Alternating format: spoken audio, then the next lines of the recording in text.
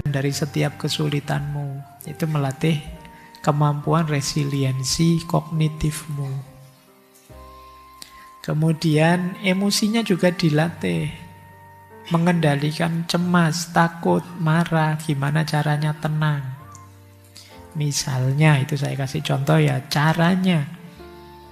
Biasakan tidak terburu-buru. Kalau emosinya terlalu melonjak-lonjak, pause sebentar. Apa pause itu?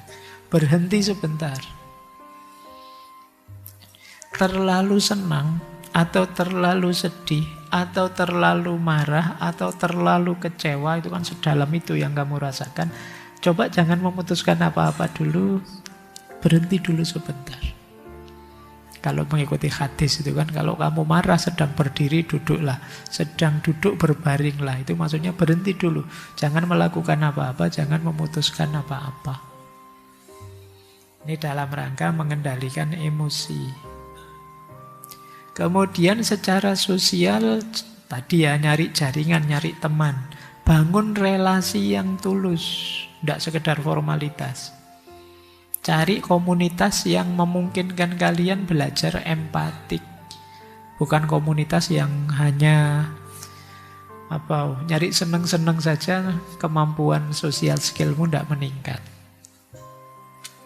Secara spiritual juga begitu ya. Secara spiritual, perbanyak ibadah, zikir, kemudian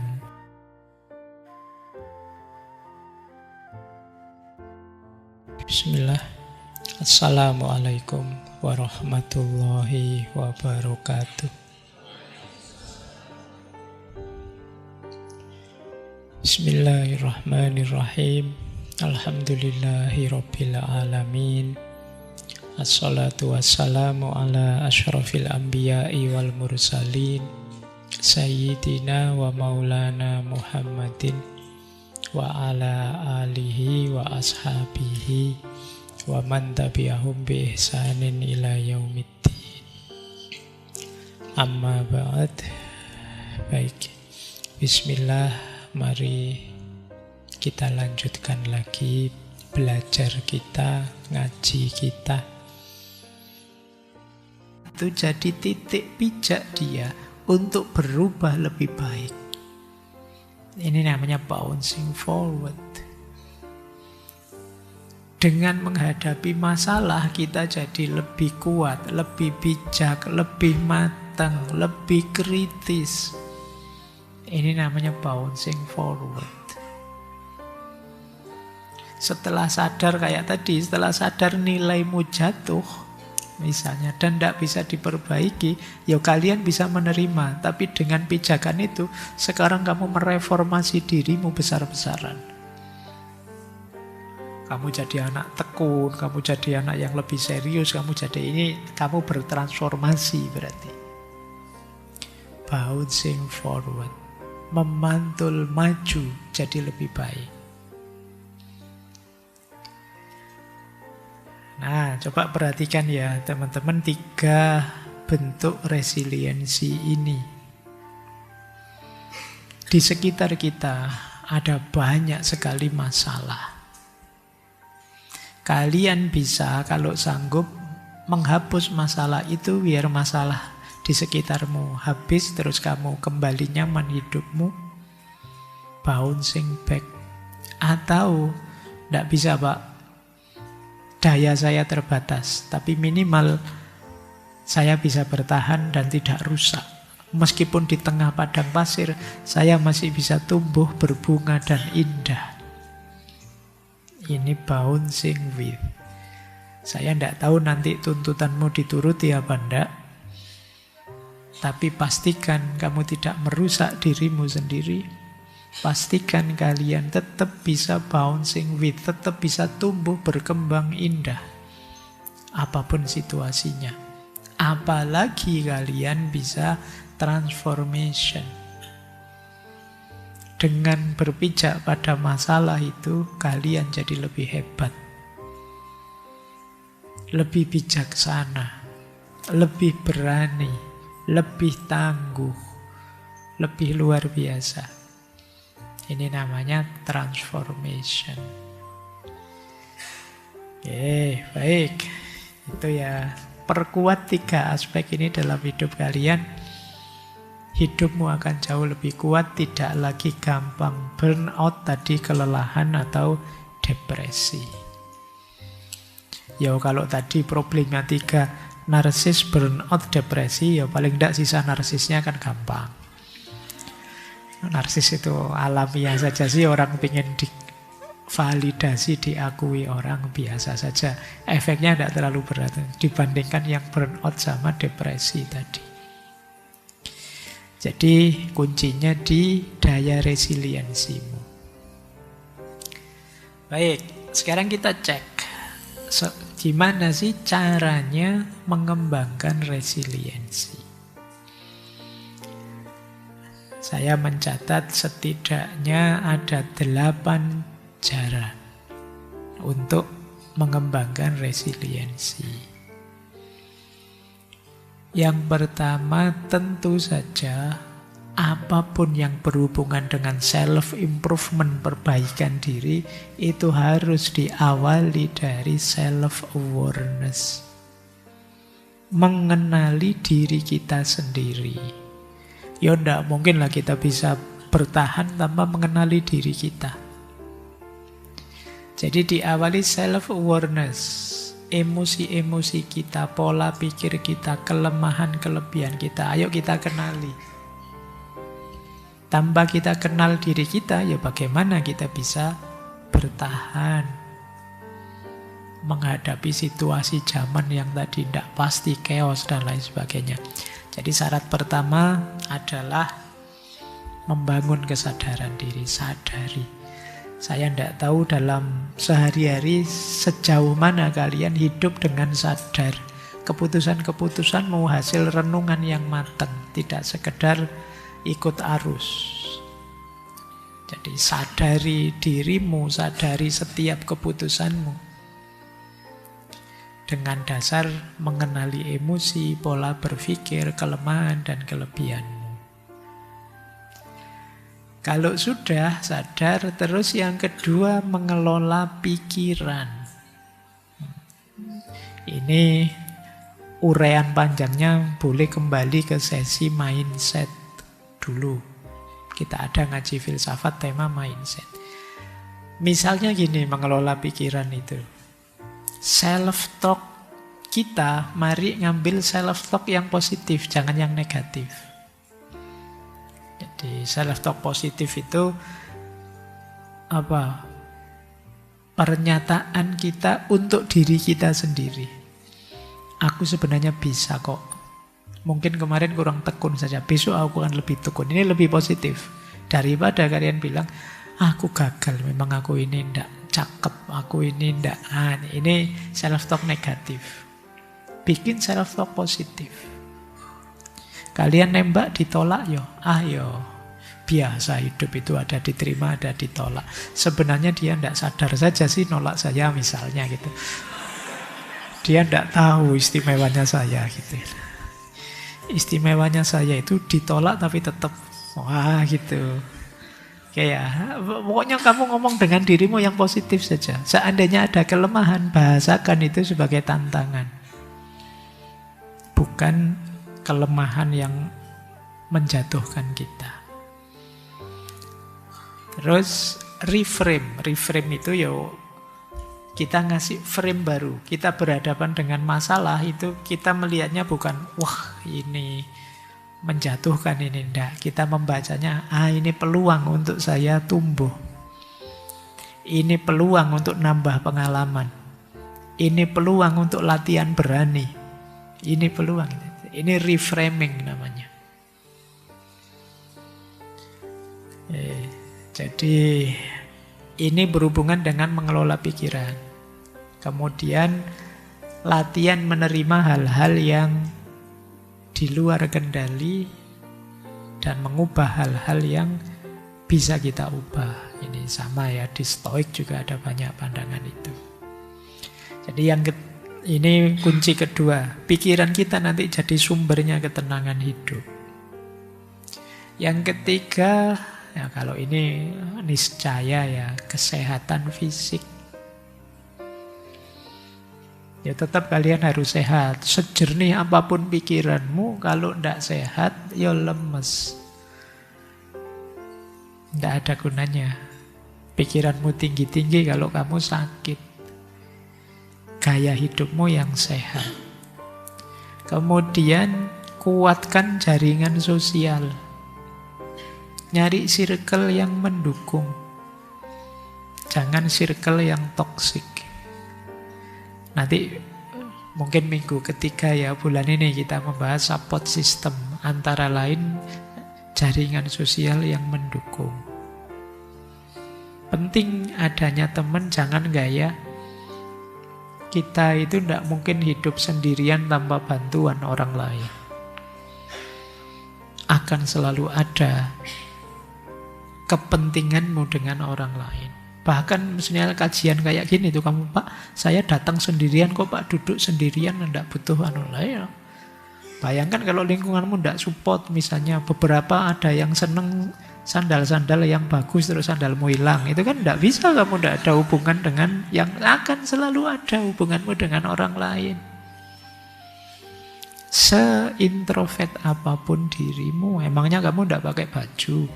Bajumu itu apa ya? Kamu nanam kapas sendiri, kamu memintal sendiri, bikin kain sendiri kan? Ya tidak. Kemudian ngaji saat ini yo, kamu butuh takmir yang nyiapin kopi, yang nyiapin tempat, ya tidak bisa kita sendirian. Support system penting. Maka membangun resiliensi juga perlu jaringan sosial yang mendukung.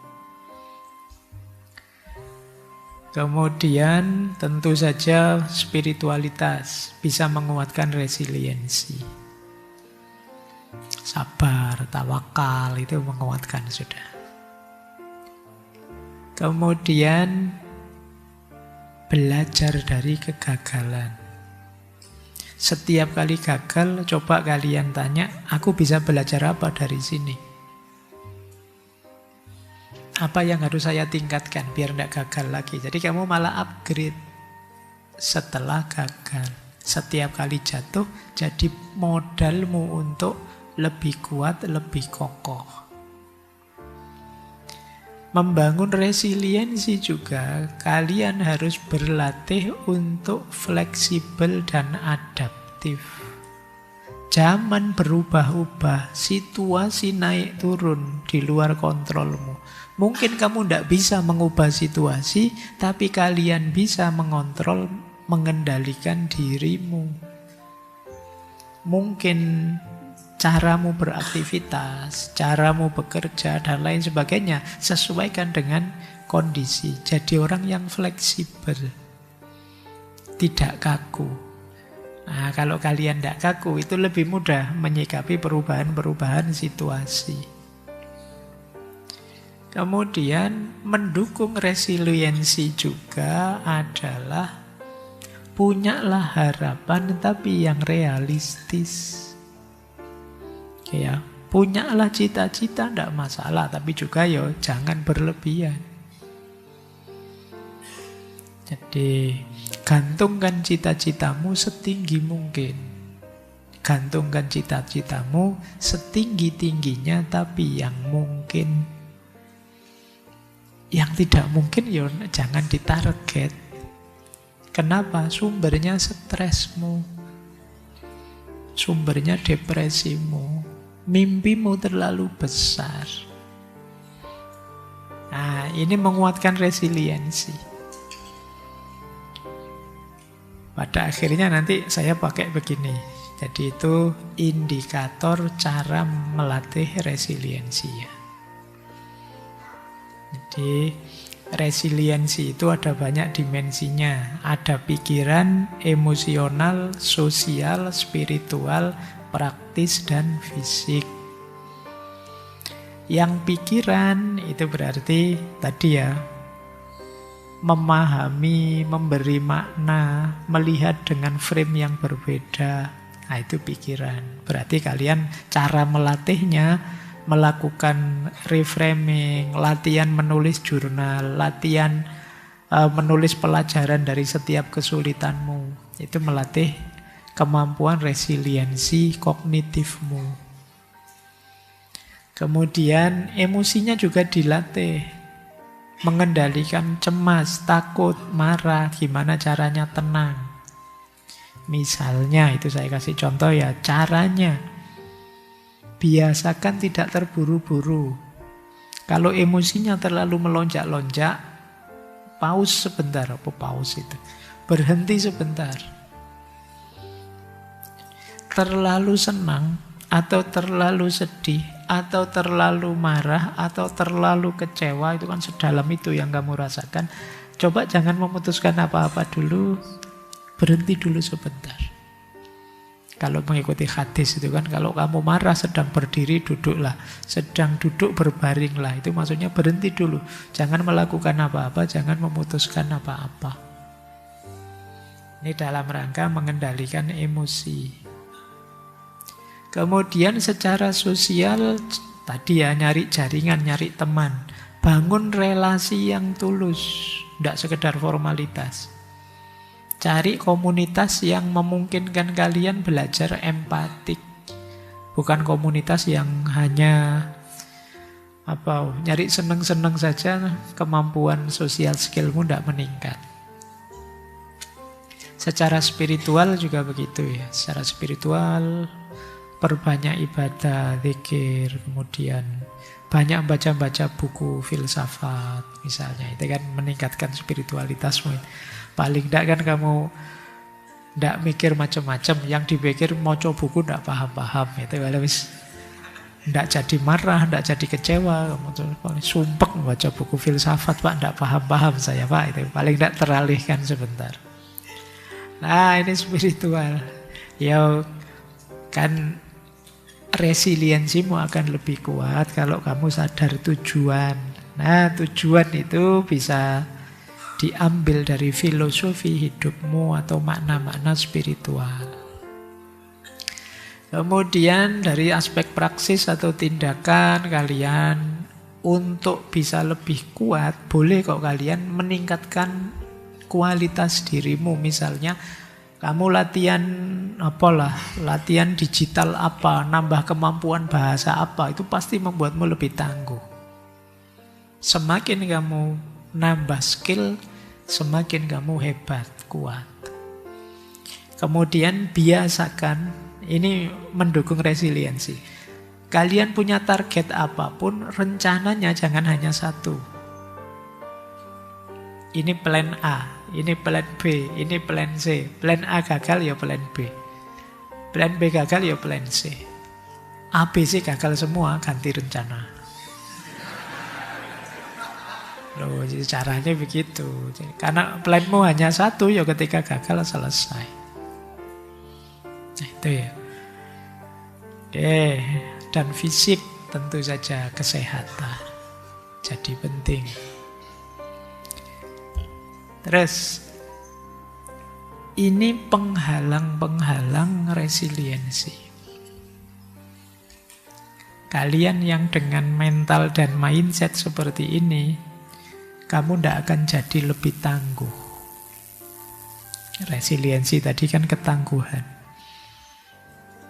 Saya tidak tahu, mungkin kalian pernah mengucapkan kalimat ini. Misalnya kalian bilang, padahal itu jelas-jelas kamu yang gagal. Tapi kamu bilang, itu bukan salahku. Aku ini hanya korban. Dosennya saja yang tidak fair, tidak adil. Teman saya saja yang usil sehingga saya tidak lulus. Kamu selalu nyari kambing hitam, menyalahkan yang lain. Ya kamu tidak jadi kuat. Karena kamu lari dari masalahmu. Jadi, ya kalau memang kalian yang variabel gagalnya, bilang iya, saya yang gagal. Nah, tapi besok akan saya perbaiki kurangnya apa. Atau yang kedua, kalian merasa, wah ini sudah rusak total, tidak mungkin bisa diperbaiki, Pak. Sudahlah. Nah, ini juga pasti kalian tidak akan dapat apa-apa dari kegagalan. Kalian merasa gagal, jatuh sejatuh-jatuhnya. Tidak mungkin bangkit lagi. Apalagi terus kalian bilang, tidak ada gunanya saya berusaha, Pak. Sudah, saya ini memang Mungkin levelnya cuma segini. Selesai, kalian tidak akan jadi lebih kuat. Atau kalian protes, mengapa harus aku yang gagal? Apa salahku? Apa dosaku? Tiap hari bikin puisi ya. Ya sudah, kamu tidak jadi resilient, kamu tidak jadi tangguh, tidak jadi kuat. Kamu tidak percaya dengan kenyataan hidupmu. Seharusnya tidak terjadi. Ya, itu sama saja, meratap, lari. Dan yang paling sering mungkin kita yang terakhir itu takdir, Pak, sudah. Kalau sudah takdir itu kamu sudah macet sudah di situ. Ada apa-apa takdir. Oke ya, coba diingat-ingat kalian semoga tidak ada cara berpikir begini. Karena kalau cara berpikirmu ada di sini, tidak jadi kuat kalian. Tidak jadi resilient. Intinya kalian lari dari masalahmu, tidak mengakui kegagalanmu. Ya sudah, pelajaran dari kegagalan tidak kalian dapat, padahal kenyataannya ya memang kamu gagal.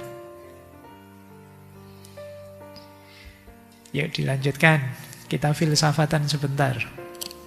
Karena ngaji filsafat, nanti dianggap motivator saya kalau ngomong itu terus ya. Ayo filsafatan ya, kita lihat perspektif-perspektif tentang resiliensi dari tradisi filsafat. Saya perbanyak dari kelompok filosof eksistensial. Sebenarnya saya ingin masuk juga ke stoik dan lain sebagainya, tapi ya sudah terlalu sering kita bicara stoikisme. Nah, kita belajar ya dari para filosof eksistensialis. Yang pertama, Søren Kierkegaard. Dia bilang, hidup ini memang tentu saja diliputi kecemasan, angst, dan paradok. Berarti apa? Resilient itu kita tetap memilih hidup yang otentik meskipun cemas, meskipun paradok, meskipun tidak jelas. Itu kata Kierkegaard. Bahkan nanti dia ada konsep leap of faith, lompatan menuju keimanan. Nah, ini khas orang beriman. Beliau ini kan eksistensialismenya teistik, percaya pada Tuhan. Jadi kecemasan kita, kekhawatiran eksistensial kita justru nanti bouncing back tadi, titik balik untuk kita jadi diri kita sendiri. Untuk kita jadi otentik. Ini Kierkegaard. Kemudian yang kedua ada lagi Nietzsche. Kalau menurut Nietzsche, ya bagi Nietzsche hidup ini memang penderitaan sih, tapi penderitaan itu hakikatnya gemblengan untuk kita. Membuat kita lebih otentik jadi diri kita sendiri. Kan tadi loh, jatuh bangun kita jadi Superman, luar biasa. Nietzsche ada istilah amor fati. Amor fati itu ya makna letternya mencintai nasibmu, mencintai takdirmu. Jadi ini menarik ya, kalau selama ini kan kita hanya sampai ke level menerima takdirmu. Kalau di Nietzsche malah kita diminta mencintai takdirmu. Orang yang mencintai takdirnya, dia bisa mengiyakan hidupnya. Mengiyakan hidup itu kalau di Nietzsche ya istilahnya ya sachen. Ya sachen itu mengiyakan hidup. Kita tidak pernah berpikir tentang ini, mengiyakan hidup. Buktinya apa? Kita sering sekali mengeluh. Seolah-olah tidak terima kita dengan hidup yang seperti ini. Nah, Nietzsche punya perspektif, mari kita jadi seorang yang mencintai nasibnya, tapi tidak berhenti di situ. Setelah itu, kita kembangkan diri kita, Kita bangkit dari kegagalan, kemudian menjadi diri kita sendiri, menciptakan hidup yang jauh lebih kuat. Itu istilahnya Superman. Nietzsche. Ada lagi Sartre. Terkenal sekali dia bilang, manusia itu bebas, tapi kebebasan itu kutukan. Karena kita bebas, maka kita terpaksa harus tanggung jawab. Ini kayak kutukan. Kalau kita dibikin paket jadi kayak binatang-binatang, kayak apa, itu kan kita tidak diminta tanggung jawab. Tapi karena kita bebas, kita ketemu tanggung jawab. Kucing itu kalau ada minuman diserondol, itu kan kamu tidak terus nuntut kucingnya ke pengadilan, apa-apa kan, tidak, ya kucing biasa dia.